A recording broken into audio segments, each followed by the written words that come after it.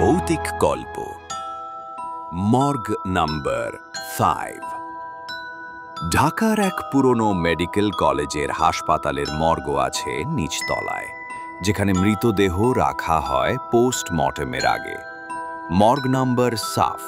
এই কক্ষটি অনেক বছর ধরে তালাবদ্ধ, কেউ যেতে চায় না।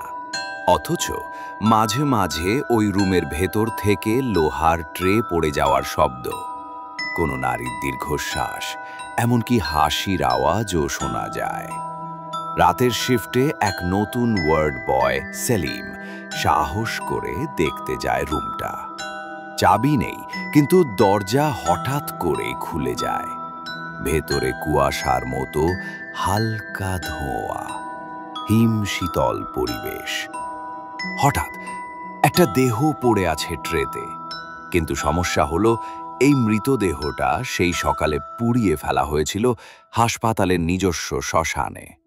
সেলিম পেছনে ফিরতেই দেখে দরজায় দাঁড়িয়ে আছে সাদা অ্যাপ্রন পরা এক ডাক্তার, মুখে হাসি কিন্তু চোখে রক্ত। সে বলে, আমার পোস্টমর্টম এখনো শেষ হয়নি, তুমি কি আমাকে কাটবে? সেলিম আর চিৎকারও করতে পারেনি।